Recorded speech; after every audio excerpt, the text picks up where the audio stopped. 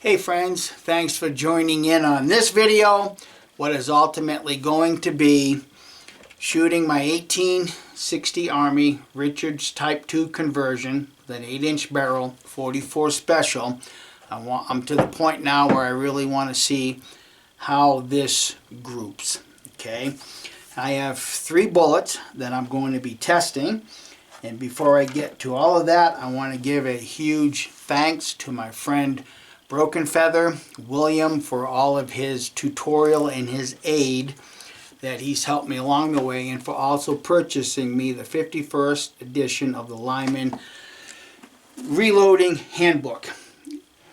Came in handy. But ultimately, William knows a lot more about loading cartridges than what I do.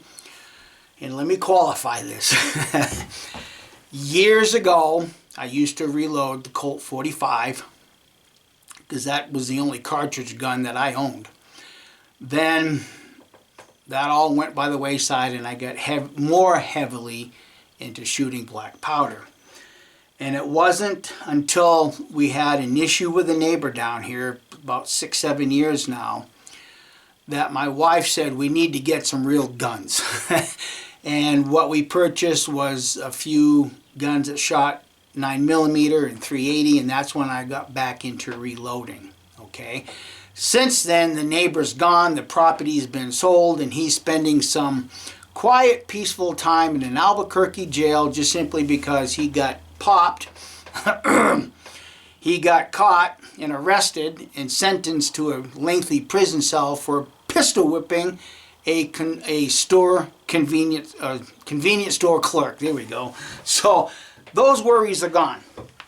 But with that being said, I got back into reloading, and 9mm 380, that's a pretty simple thing to do. But then I ended up buying the Rossi R92 that shot a 44 Magnum, and obviously anything that's chambered in 44 Magnum can also shoot the 44 Special. And that's the reason why I purchased this revolver, to be a companion to that Rossi R92. I just have to make sure I don't make a mistake and accidentally load a 44 Magnum in this thing. But in the meantime, I've been trying to work up a load, and I want to be able to have a bullet, 44 Special, that I can shoot through this revolver that stays right around 750 to 800 feet per second. And of course, when you purchase something like this, the recommendation is to stick with cowboy loads, okay? Now I've got a couple of different cowboy loads, and I've shot those through the chronograph. One of them, the case, the brass is CBC, set to an overall length of 1.511. My 6-shot average was 650. Thought that was pretty low. Okay, but I get it for cowboy action. I get it. I don't do cowboy action. I want this gun as a companion to that Rossi R92. Then I have another box of factory loads. Those are loaded with Starline brass, and they're set to a depth of 1.466 semi-wad cutter. And both of these bullets are 240 grain. I get a 6-shot average of 660. So the factory bullets for me are a little bit low. Now, since I have some Trail Boss here and some HP 38, I've been reloading with those. And to make a long story short, the recommended amount of powder with HP 38 is not to exceed, I think it was like 4.8 grains or something to that effect. Okay, and I loaded up some bullets with those, and I only got an average of 650. Now what I'm shooting in my early testing was a Lee cast semi-wad cutter bullet that's designed for tumble lubing. Okay, and I primarily purchased this for my 44 Magnum shooting. And the bullet will also work in the 44 Special. Now, since then, and since I've had several conversations with my friend William, he sent me some 44 special, because he shoots a 44 special also. So he sent me a bunch of bullets that he shoots, semi-wad cutter, and it has a seating ring. So that's where you set that depth. And then he sent me some 200 grain. The previous two bullets are 240 grain. Then he sent me some of these round nose bullets, well, semi-round, but this is what they look loaded in the casing. This is the Lee Tumble Lube bullet. Okay, that's what that looks like. 240 grain. Williams 240 grain semi-wad cutter. Looks like that, loaded in the case. And then the semi-round nose bullet looks like this. Now, I actually like the look of this bullet, but we haven't been able to find this in 240 grain. But if I ever find one, I'm going to purchase it. So once again, another shout out and thanks to my friend William and his guidance in all of this. So to make a long story short, in order for me to get this bullet up to around 750 feet a second, we had to exceed factory loads, factory or recommended loads by a little bit, but William's got a lot more experience in this than I do. Okay, so everything that I shot with HP 38, I really couldn't get up to that 750 foot unless I exceeded the factory recommendation.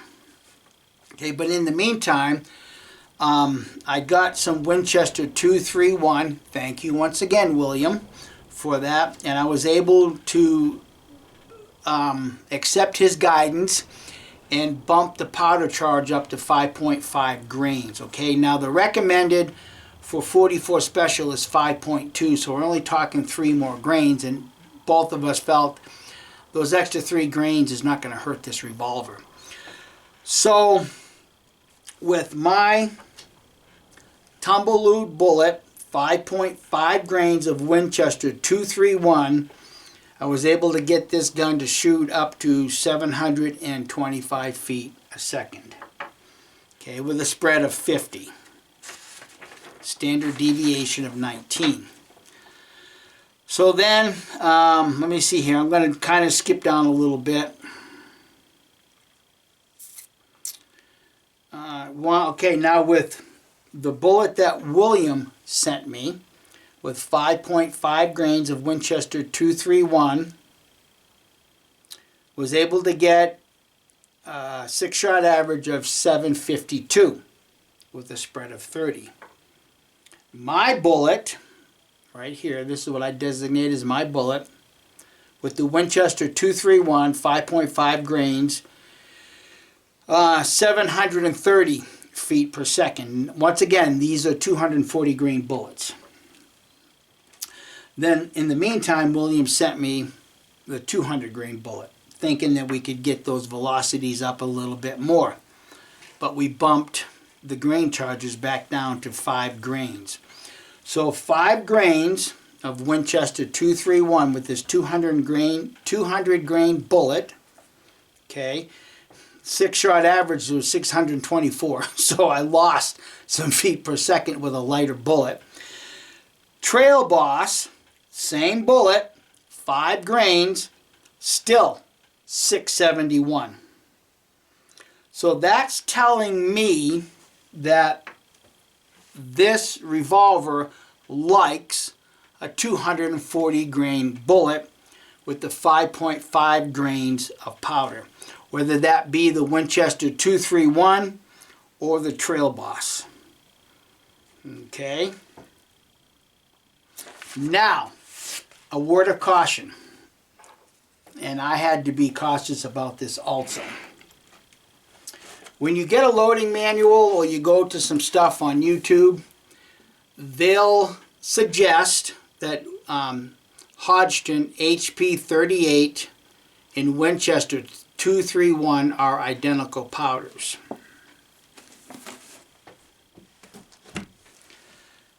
In a 9mm bullet or 380, that might ring true.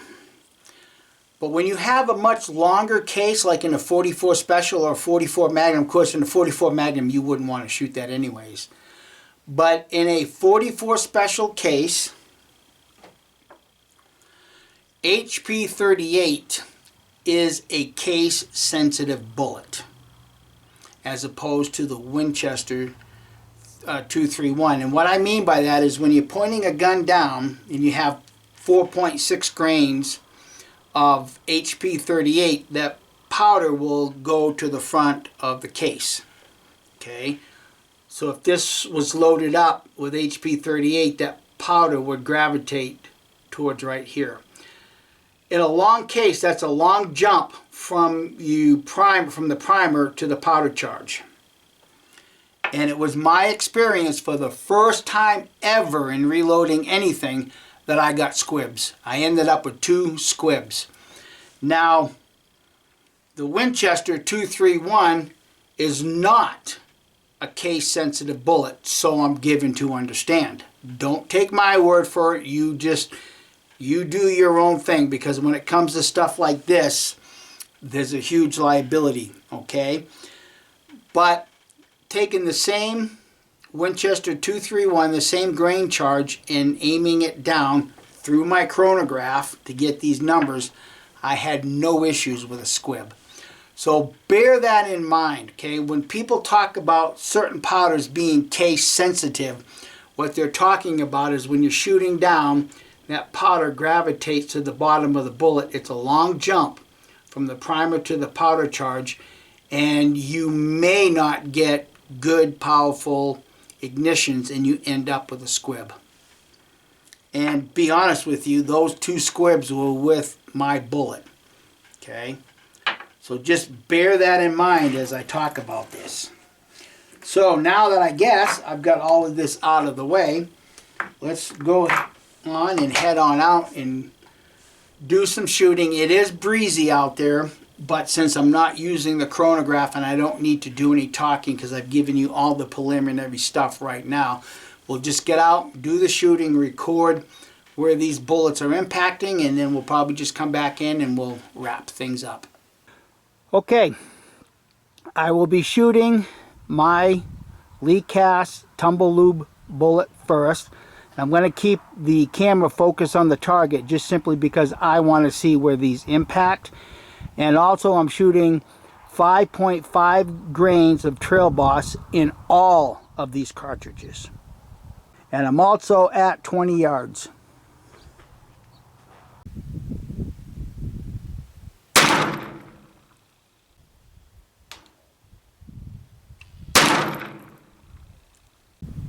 So the first shot, I was trying to aim dead center of the bullseye. Second shot, I aimed below it. And I'm going to go get a close-up because I don't know where that second shot went. Just above the edge of the plate.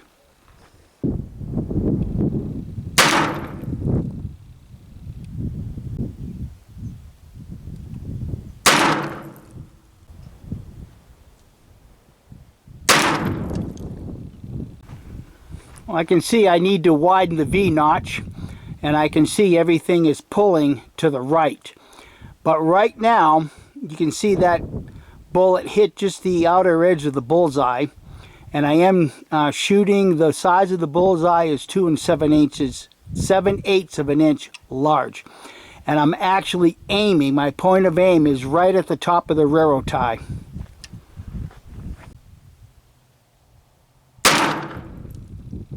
So that furthest hole to the top, shot number 1, aiming at the bullseye. And then my point of aim got lower and lower, and as you can see, the bullets are coming down. But ultimately, she's pulling to the right. Alright, I'm going to go ahead and change out targets and see what the other 240 grain semi-wad cutter bullet does. My aiming point is going to be the same spot at the top of the railroad tie, because we already know it shoots high.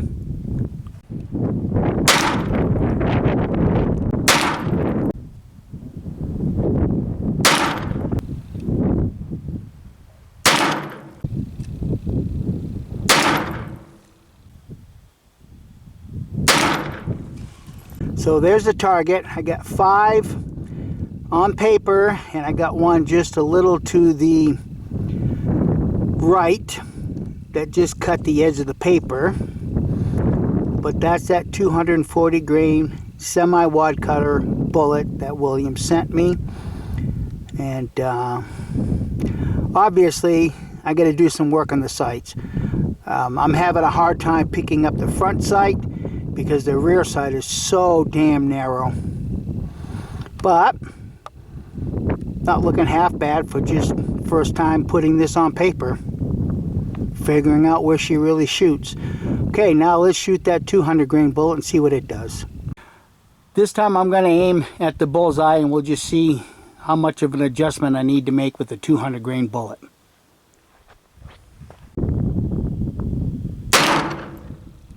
I'm going to go get a close-up just to be sure. No indication of a new impact, so I'm going to aim at the bottom of the plate and see if we can pick up an impact. So zooming in a little bit more, you can see where that bullet impacted.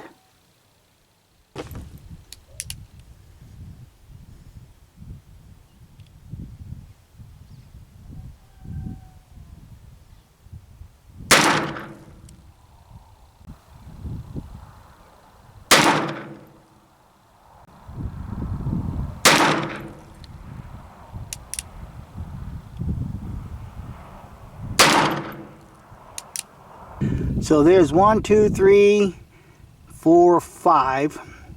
There's 2 that shot low. Like I said, the last couple I was aiming right at the top of the railroad tie, right here. So obviously I need to put a new front sight on it, and I need to work with that rear sight to open it up and figure out which way I need to move it to get that to impact more to the left instead of so far right. And now I know. Obviously, the gun shoots to the right. Okay, this was my 240 grain tumble loop bullet and Williams 240 grain semi-wad cutter. And then once again, this was the 200 grain bullet, and 2 of them ended up just outside right here. So obviously, it likes a 240 grain bullet, 5.5 grains. Now I know what I need to do with the sights on this gun.